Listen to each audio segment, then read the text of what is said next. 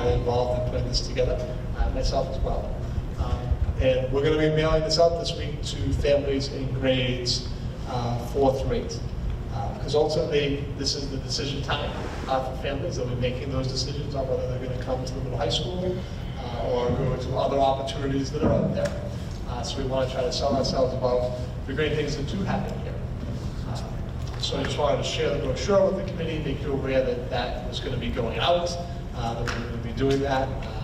So we're looking forward to it. I think it's going to be a positive thing. The second part of that is we're also going to be working on some videos to promote our pathways and to promote the school. So our Video Pro 2 class is going to be designing videos for each of our 8 pathways. Myself, Dr. Erickson, and Gina met with the class this week. We've given them some design ideas, but they're going to take the lead in terms of designing the videos. And we're going to try to highlight and celebrate pathways in each area. And then we're also going to kind of do like a culmination video. And we're also going to work on a video that celebrates the whole school as an entirety. So there's a couple different things here. There's individual pathways videos, which are going to be about a minute long. We'll be on the website, and we'll share with the community. We're going to actually have a marketing campaign that goes along with the videos once they're created. And then the second piece of that is we're going to have a culmination, like a summary video of all the pathways. And then a third video we're going to have is more of a summary of the entire school, not just pathways. And we've actually challenged the students to kind of come up with a theme. And their approach, I really like their approach to it. Where they're attacking this is, they're viewing us as their client. So they're gonna storyboard it. They're gonna say, this is what we want it to look like. This is our thought process of what these videos should be. And then they're gonna have, they had an original meeting with myself, Gina, and Dr. Erickson. A couple weeks, they're gonna bring us back in, show us where they are, show us their design, show us their thought process, allow us to give feedback on the final videos.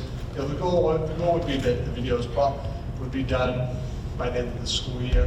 Really, this is a semester-long course. They might have some done by the end of the term, but I think to have all 8 done. To have all these videos done will probably take the semester. But ultimately, our goal would be, even if we don't use them this year, our thought process would be, we'll put them on the website this year. But in terms of like the marketing push, as we get into that same time frame next year of December, January, February, as families are making decisions about what school they're going to attend, we would make it, that's when that kind of marketing push would come using these videos. So we're excited to have the students really take the lead in that, and I think it's a great opportunity to showcase some of the great spaces we have in the building, like the PowerPoint classroom that you got to see in action tonight. Obviously the TV studio, because they're going to be making the video, highlighting our makerspace and our MT on behalf of that, greenhouse, our computer science spaces. Sometimes the community spaces that are available. Occasionally people come in and walk through the whole building and like, wow, there's some really incredible spaces here. And again, just because we're in a whole community, I want to take the time to thank everyone.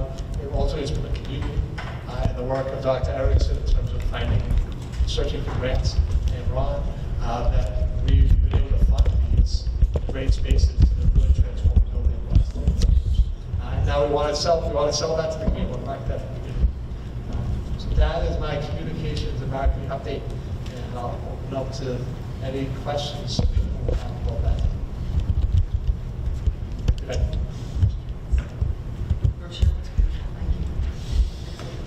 Yeah, that's Gina's design work. That was great. Very talented. I love it. It's fantastic. It will be very helpful for us as well. Are there any other questions? Capital projects update. Want to try this 2 months? Is it going too much right after? Yeah, sure. Just gotta switch up the mic.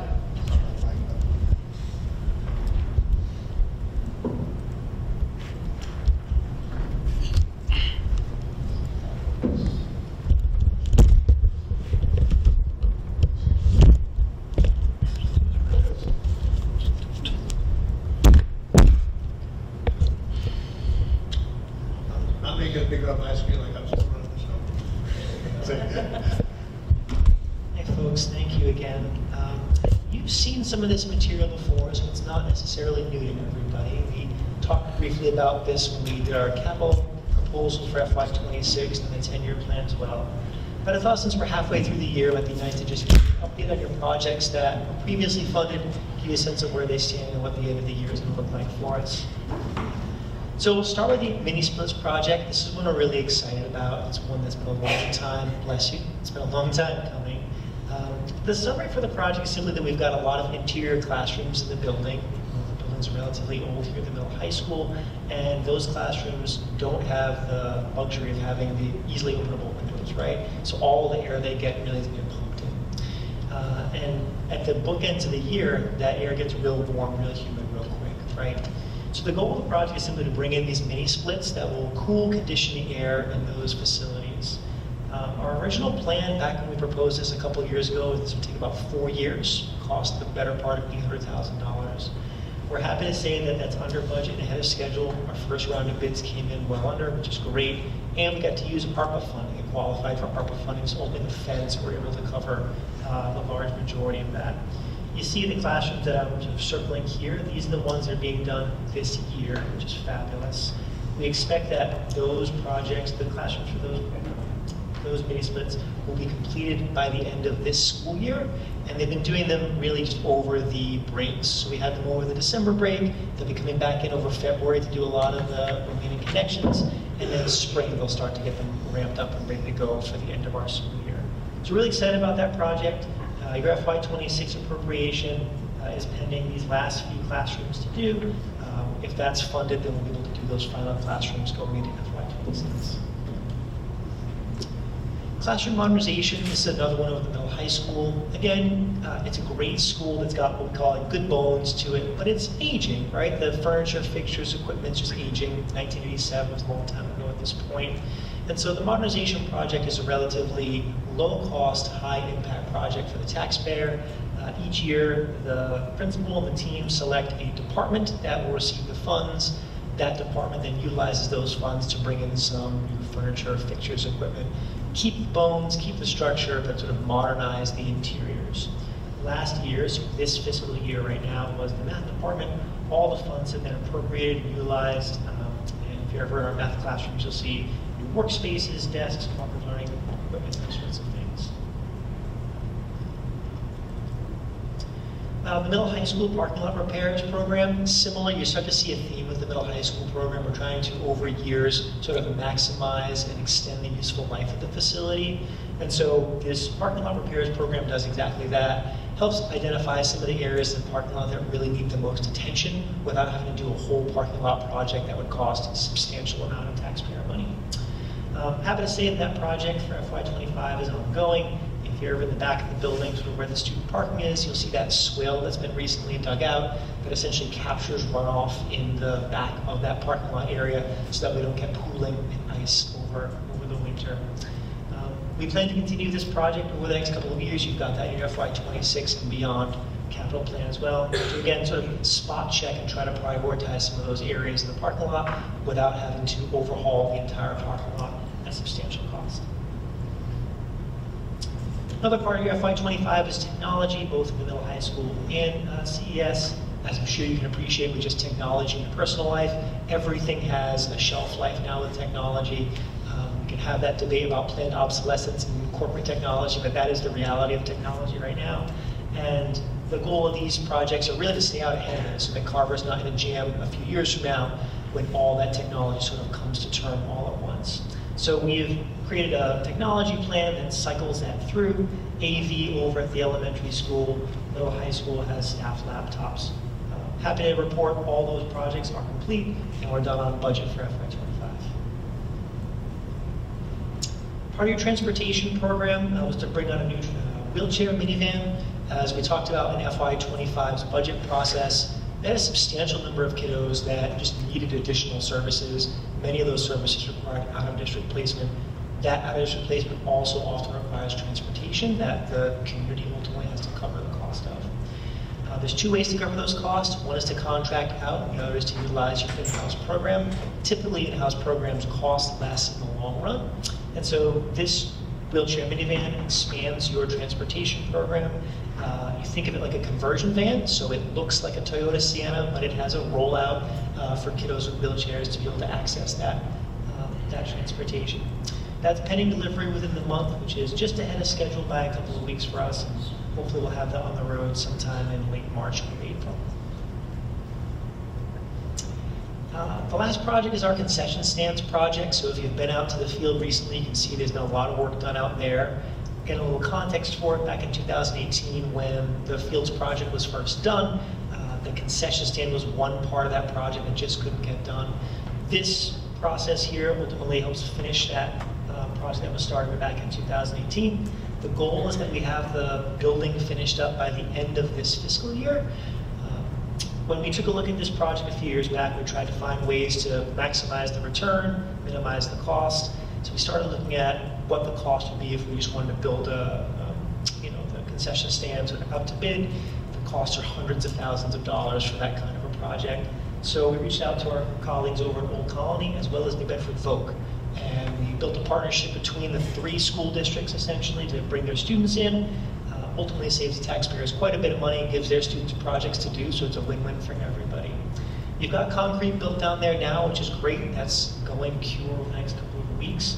And we just heard this afternoon that the trusses are approved and in construction now.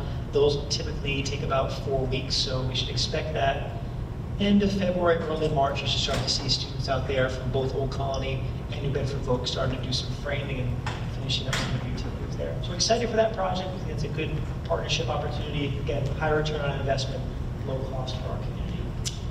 That's where we stand in capital. I'll answer any questions that you might have.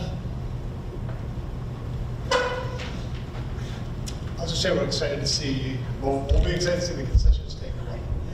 So we're thinking that maybe we come back in the spring, maybe April, May, do another presentation.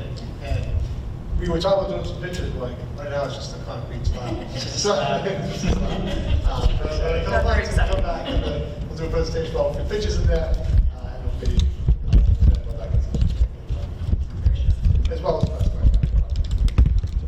I'm excited about all of them. Thank you, Ron. I appreciate it. Okay, we ready? We're going to go right to the financial presentation. 26, sure.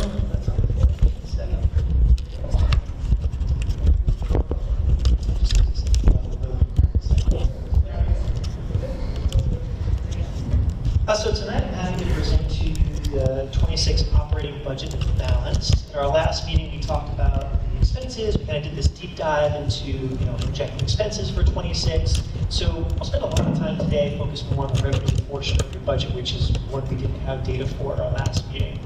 There's your summary there. I won't read it to you. Spend some time on revenue. We'll review expenses quickly. Snapshot. I do like to just remind everybody about our priorities. You see them there, focusing on our educational blueprint, maintaining services for our kiddos, and as Mr. Neef mentioned earlier, investing in pathways, investing in ways to expand programming and give new opportunities for students here in Carver. The only thing I'd mention as we talk about priorities is that, I say this every time we do a budget, you can sometimes get lost in the numbers, graphs. This will have lots of those for those of you that are finance nerds like me. Buckle up, it's going to be great. But those numbers and graphs really represent your kiddos, they represent your schools, they represent your staff. And so as we're sort of digging into that, I'd ask you just be thoughtful about not just the number, but what that number represents. So starting with revenue, you can think about your revenue here in Carver in sort of 2 buckets. The first is state and local aid. And essentially what Carver does, and many communities do, they use like a local funding formula to pull together all the money, back out some things that we agree are all important, and then sort of set numbers to be appropriate to all the departments. And that's the numbers you're going to see on the warrant, right? So when you think about part 1, think about looking at the annual town meeting, what's the number on the warrant? That's part 1. The second part are just grants and offsets. It's usually much smaller streams of revenue, still super important, but they're usually tied to some specific things. So when a specific grant comes in, the money is used for a very specific thing, goes out in that way. So we'll talk about your revenue in those 2 big buckets. Yeah. The first one we do is that state and local aid. And again, think about this as we go through it and get a little bit dense, so stop me if you have any questions, but think about this as getting to the number that's in the warrant. That's the goal, yeah? hey, on the right-hand side, I'm going to go through some slides. The right-hand side's not going to change, other than we're going to highlight different parts of the budget. It's a little bit dense, so stop me if you have questions, but that first part is really where all the money comes from in a town. Not just Carver, but most towns in the Commonwealth. The first portion is just your taxes, right? That's typically capped by Prop 2.5. Thank you, Proposition 2.5, circa 1982 has been in place. The next is net state aid. And so you've got a link there to the cherry sheet. Essentially what the state says is they say, hey, look, here's some money to support schools. You can call it Chapter 70. We'll dive into that in a little bit. And then here's some things that towns have to pay the state for state services. Combine those together and you net out some amount that your community gets to help cover, in this case, school department. The next is local receipts. You pay your excise tax and meals tax and permits and those sorts of things. You can see FY26, they're projecting about $4 million and some light change. The last one's a little bit new to Carver in terms of your funding formula. The select board recently voted to pull out all new pilot revenue from this funding formula, from the appropriation of funding to the operating.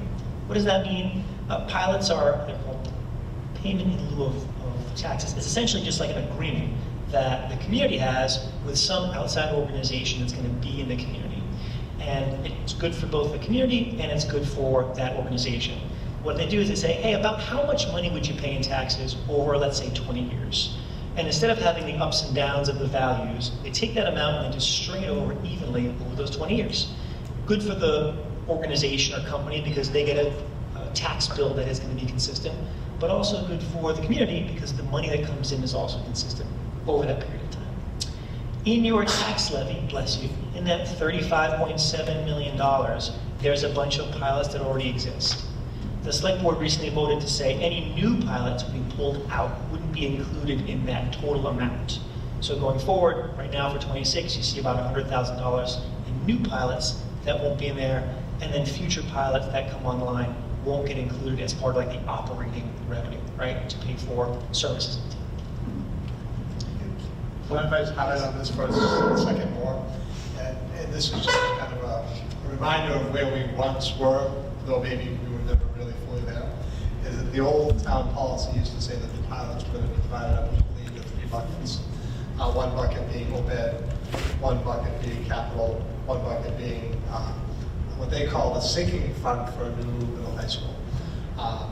And so basically the select board has shifted away from, but I have to be clear, and they'll be clear as well, we went through this whole process, that hasn't always happened over the years, that a lot of that money has gone into the levy, and so they haven't been putting a third of the pilots towards, a third into these things.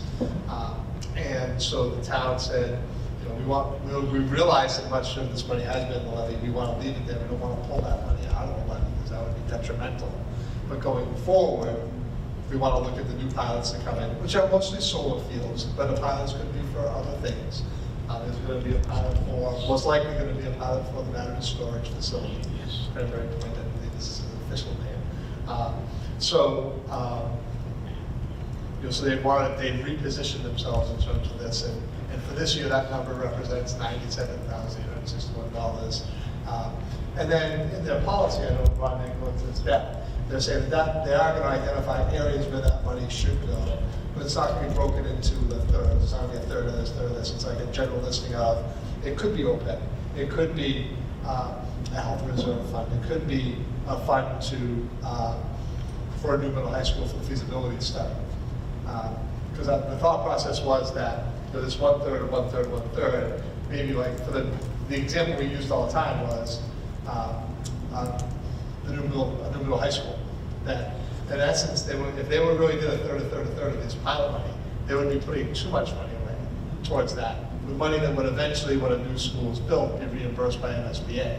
So why would you want to put away money that's going to be reimbursed at a 50-50 or 55-45, whatever the breakdown is at that time?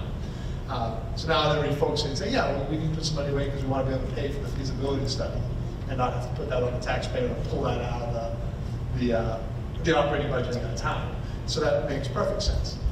So there's a little bit shifted their approach in terms of how the pilot monies are being used. But I don't know if I missed anything or mischaracterized anything, but I know it's something we've talked about as a community, so I wanted to spend a little time on the pilot money piece. But where can we get a list of the pilots? might have to reach out to town hall to get into that. I can follow up and see if I can pull a list of the most current for you. So I know, yeah, the town hall would have that. You know, obviously that's not money that's coming to us, so it's not something that we track or manage. But certainly, you can, list of the pile of agreements exists, and you can get from town hall. Let's see if I can grab a copy for you guys.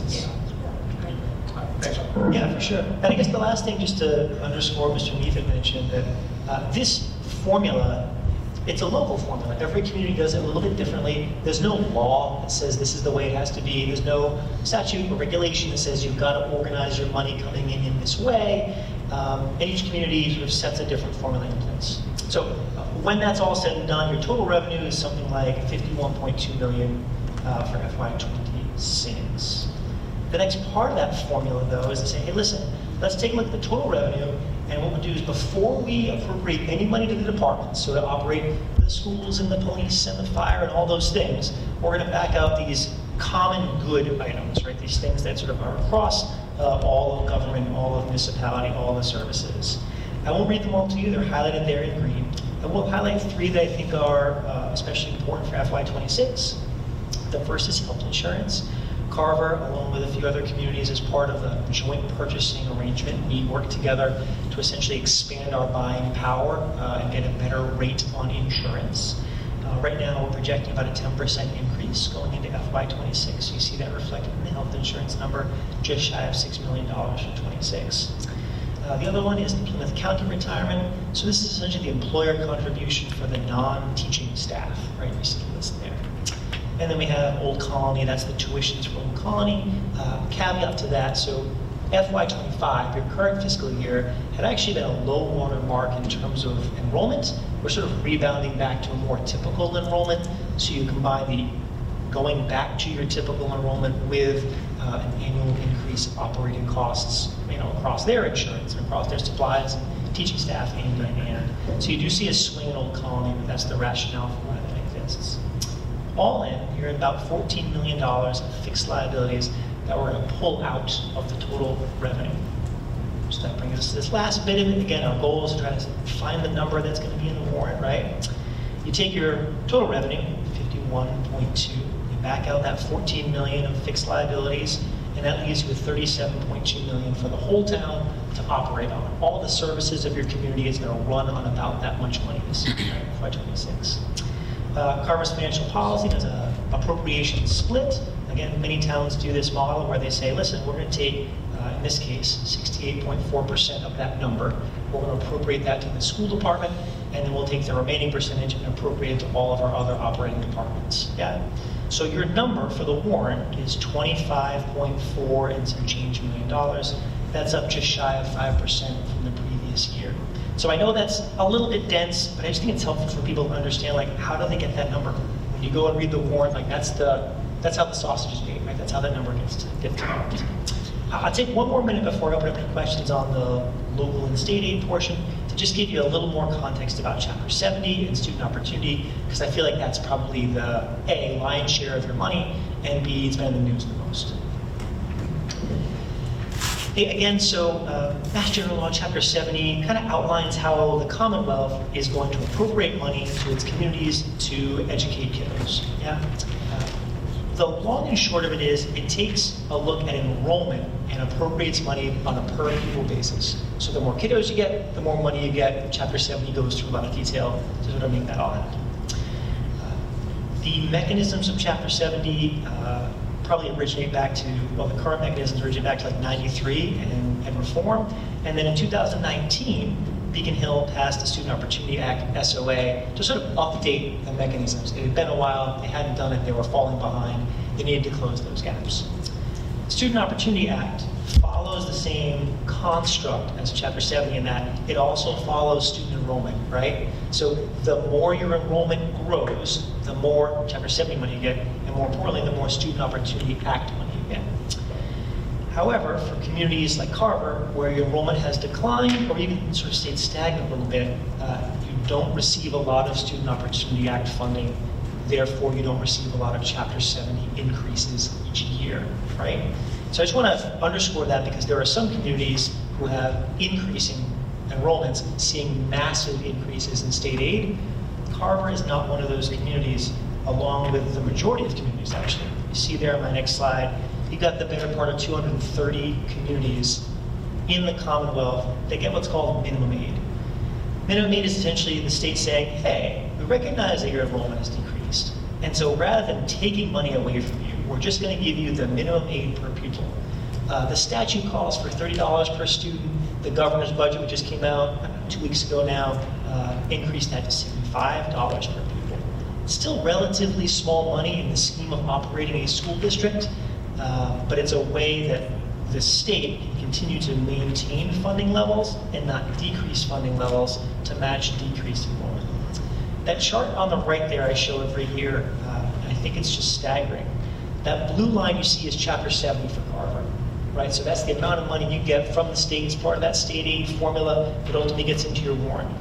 It's relatively stagnant, and that's because you get minimum aid each year in the Student Opportunity Act.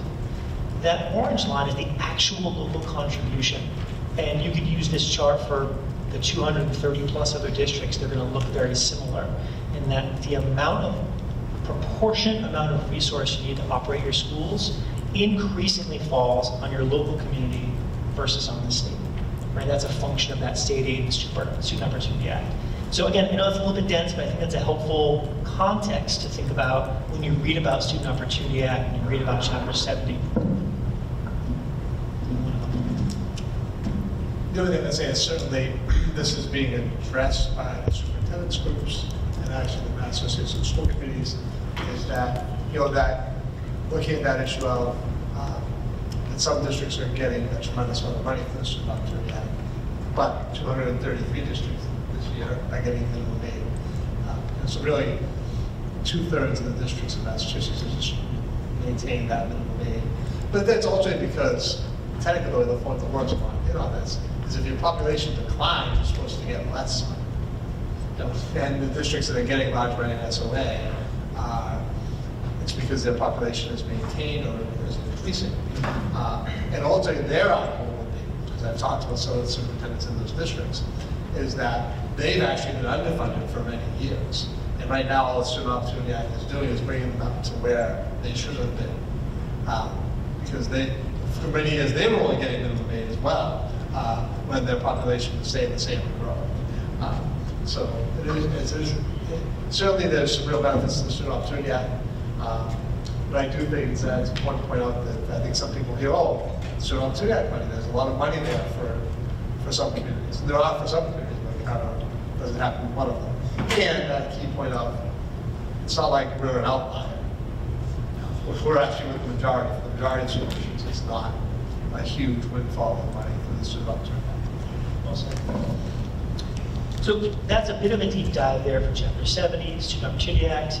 I'm going to change gears for a minute, still talking about revenue, and we're going to talk about these smaller streams of money, your grants and your offsets, right? So the big bucket of money that goes on the warrant, that's that warrant figure. The smaller number is going to be these individualized grants and offsets.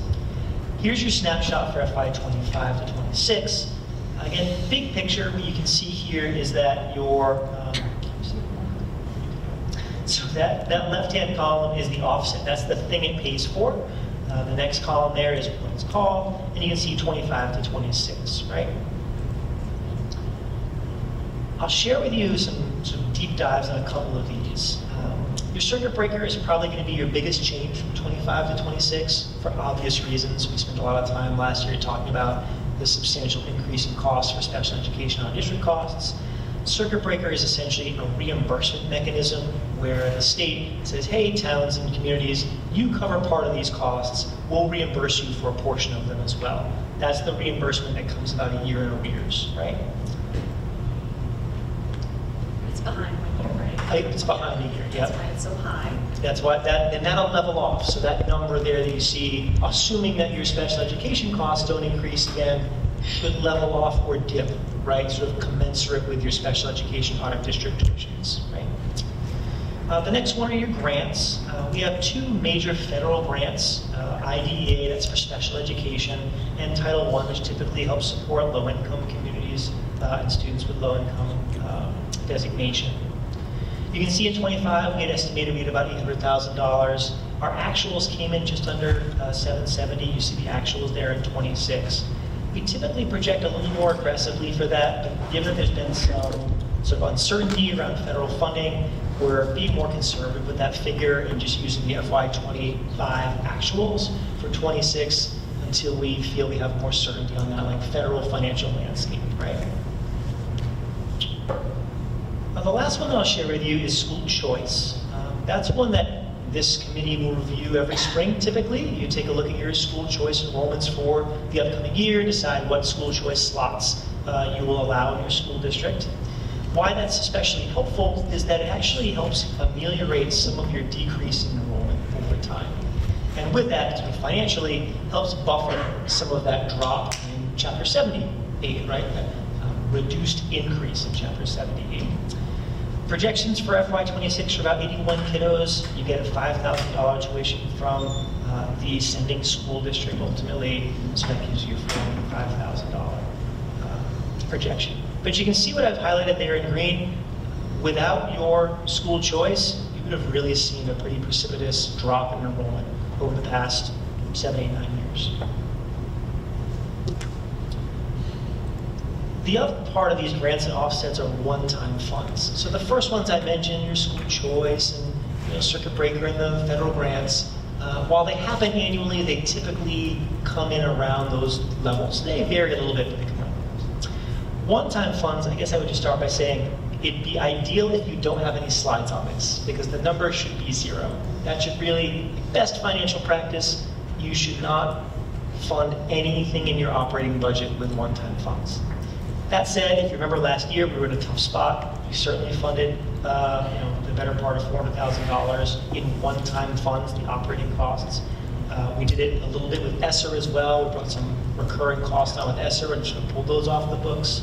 So we're getting to a better place. FY26 brings that down quite a bit, which is good. But again, your goal really should be 0. The reason it should be 0 is you just want to create a financial cliff where you're using these one-time funds to sort of cover the costs of recurring costs that you expect to happen every single year. So that's a lot. Let me give you like the 10,000-foot summary of revenue.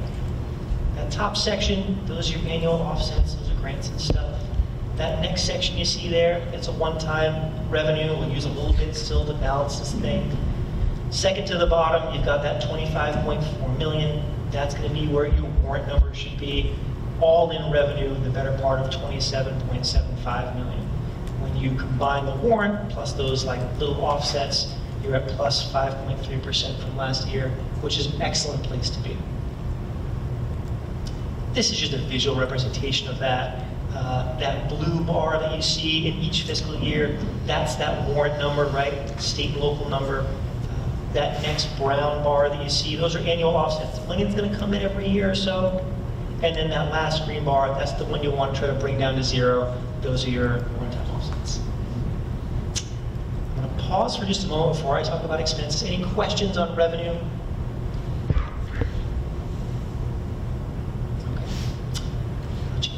Talk a little about expenses. I won't go into too much detail because we spent the whole committee meeting sort of digging through this, but I just want to set the stage so we can combine the two of them together.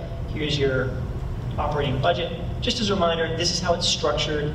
The Department of Elementary and Secondary Education requires that we structure it in this way. So you see 1,000s, 2,000s, 3,000s, and so on. Those are the buckets, the way they want us to organize the money. Here's your FY26 projection. Again, similar to what you saw in your previous meeting. You can see from 25 to 26, and then your year-to-year change. As I mentioned in our last meeting, your number for that 9,000 series is still running really high. That takes away resources from all the other good things you want to do in your school district, but it's much better than it was in FY24 going to 25. So going in the right direction, not quite there yet for special education out-of-district costs. A little context about this, right? So in order to balance this budget, we take all the revenue in and we say, okay, this is how much we can spend, and let's focus on our priorities. One of the things that Mr. Neef mentioned in his communications was that we had a number of staff who identified that they were going to be retiring this year. So we built that into our calculation, which brings down your overall cost for staffing quite a bit, which is great. So we've included that as part of our budget. We work with our operations teams to tighten up their budget. Their numbers have gone substantially higher from 25 to 26, predominantly because time, materials, inflation is through the roof right now. Principals work really well to tighten up their school supplies and focus on just their priorities. And the liability insurance came in lower. It was originally at 10%. We have our figure in at 5% now that we've got our final date for that. Some really good news about this budget is that it also includes some things that help us expand some opportunities for kids. And as I said at the outset, that's what a budget's all about, right? It's a representation of the good things we try to do for kids every day. So you can see there on the left the things that FY26 does include. Again, we talked about it at our last meeting in great depth, so I won't belabor the point, but a couple of highlights. Annual curriculum revision program that Dr. Erickson highlighted a few meetings ago. Potentially a new girls lacrosse program, which would be wonderful. New middle high school history course, and you can see a few others as well. So a decent revenue projection and an opportunity for the school district to invest in some really cool things for kids. So here's the snapshot. We talked about the revenue, we talked about the expenses. How do we pull it all together? What you see on the right is like your executive summary of your operating budget. If you take nothing else away from our presentation today, this is probably the most important one for you to take away. Your revenue is $27.75 million. Your operating costs are the same. That balances your budget. A couple things to remember again, it does take some one-time money to make that thing happen, and some modest reductions for some of those initial budget requests that you saw that first time around. All of that said, though, Carver's in a better place than maybe some of our other communities that are really facing substantial budget cuts and potential budget crisis. So feel fortunate that you've got the growth that you do, that you've got a community that supports your schools in the way that you do, and they've got a team who is trying to focus on using those resources in the most economical way that gives you the maximum return on investment, right? Your next steps, the 24th, hopefully we'll have final numbers in. Fingers crossed, we don't see much change on the revenue side of things, maybe positive change, hopefully, but hopefully not negative change. If those numbers are identical, then you'll be able to vote the budget on the 24th, the town meeting, the legislature, obviously reviewing and hopefully appropriating that budget in April, and July is the start of FY26. I'll answer any questions you might have.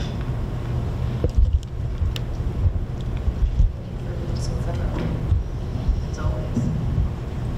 I respect this and like, honestly. So thank you very much, Ron, for that. And so on the 24th, we're going to do another presentation of the budget. Yeah, so the 24th will actually be the formal public hearing of the budget, which has to be announced to the community and give the community the opportunity to come in and hear that. It needs to be, community needs to be notified at least 1 week prior to the public hearing. So the 24th will be the public hearing of the budget. And then the community will have to make a choice on whether they want to vote the budget that night or whether they want to wait until the next meeting or schedule a special meeting to vote the budget. And the reason I mentioned that is that we may advocate, it's a pretty clean budget, it's balanced, but certainly someone can make the argument of that after the public hearing, the public should have some opportunity to say, we have some concerns about that budget, which may, but certainly we did notify the community, we put out some social media posts, and we're going to do a formal budget presentation this evening, it's going to be on TV, and we said the public hearing is going to be on the 24th. So certainly people can come and review these documents, they'll be available on the website, and can come with questions on the 24th as well at the public hearing. So the community will make that decision whether they want to vote the budget that night or move on to the next meeting. The only reason why that becomes a little complicated is our next meeting is, I think, March 17th. And technically, the town would like to see the committee vote the budget at least 30 days prior to town meeting. So, Is that the weekend? yes, it's April. I have it in my calendar. Give me a second. I'm taking my phone to look at my calendar. Thank you. I think so. I'm pretty sure they did. I have it in my calendar. It's early because it's typically the second Tuesday. Yeah. This year, April 1st is a Tuesday. So right now it's April 8th, which is actually a little early. Okay. So we would have to have this voted in by March 8th. March 8th. Yeah. Yep. Okay.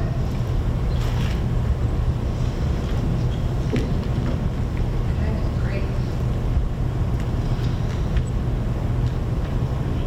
Sorry, just taking some notes. Okay, so the next item our agenda is upcoming events. Yep, as usual, we'll take a couple minutes just to show all the great things that are happening in the school district over the next couple of months. To share with the community. You probably don't know where this day this week is. The community don't want to wear that Wednesday. Which one? Wednesday, so Wednesday the 5th is a half day. Oh, yes. Yeah, I just told them that today. And we're also getting into that part of the year where everybody's going to have their senior nights for athletics. Girls basketball is on the 7th, boys hockey is on the 12th, boys basketball is on the 14th.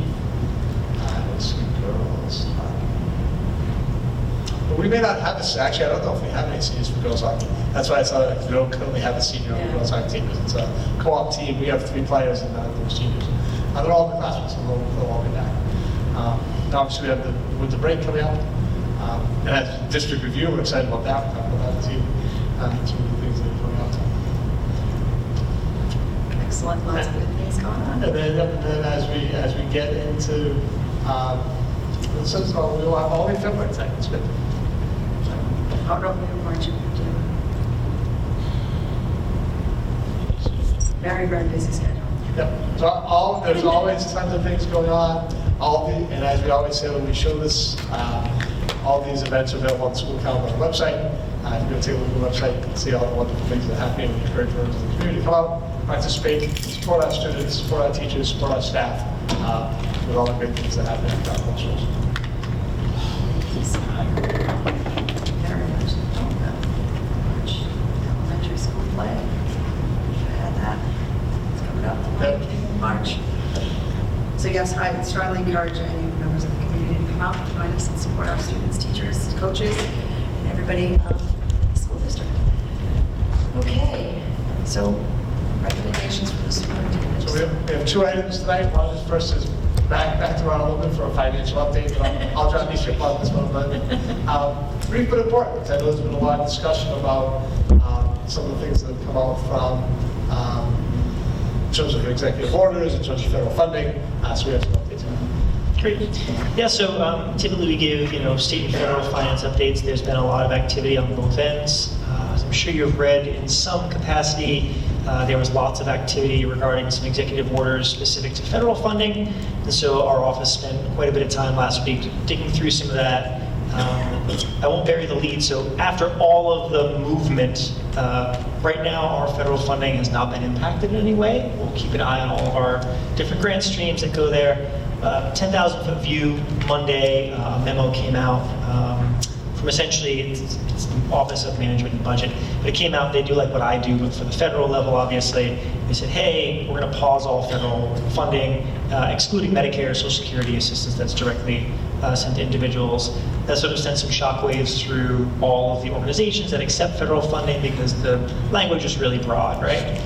Tuesday morning, a bunch of grantees and various programs sort of experienced issues with their payment system. So the way it works is we spend money, and then we say, hey, here's all the backup for how we spent this money, and then we draw money back. Right? That's how that works. But a lot of those systems were sort of frozen. So Tuesday evening, a bunch of states had requested that a judge issue a temporary halt. The judge did so there was a halt to the freeze. Wednesday, the Office of Management and Budget sent out a brief statement that essentially said, we're rescinding that order, we're going to try again.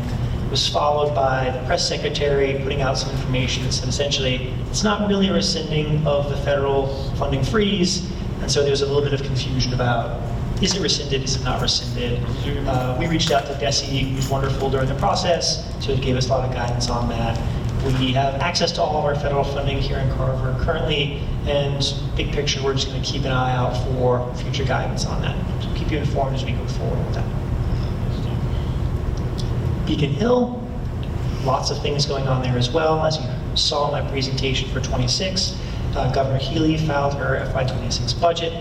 I won't go through much of it in much more detail because you saw a lot of that there. The big, again, kicker for Carver is that part of her Chapter 70 formula would be to increase the minimum aid from $30 per pupil to $75, and that's great for communities like Carver. Overall, though, we're projected to see about a 1% increase in Chapter 70, which is not dramatic. The other thing to keep in the back of your mind is that last bullet there. According to the Healy administration, they would fully fund circuit breaker for out-of-district transportation. Right now, they fund it at 75%, which is also great, but to fully fund it would be a huge benefit for our community because we've gone over the amount of money that it costs to transport kiddos. So we're hopeful that continues to be part of the final budget that gets appropriated at Beacon Hill, and we'll keep you posted on that. The only other thing I'd mention on that is that I know the committee usually asks about this, is that Governor Healy's budget does include the continued funding of lunches. It does, okay. Yes, good point. I'll have it in there. Sorry. No new grant awards that have popped up, and then you have your warrants as always to the penny for quarter 3. And my request to the committee after your review would be to vote so we can comment. I move warrants as presented tonight. Second. All those in favor? Aye. Then our last item for this evening is we do have a request to recycle some weight room equipment. This comes from Athletic Director Kelsey King. So this weight room equipment was actually donated to us, and it's past its useful life. Certainly, we'll put it out there and see if anybody wants to take it. I don't think we're getting any takers. So we're just looking for approval to recycle this weight room equipment as pictured.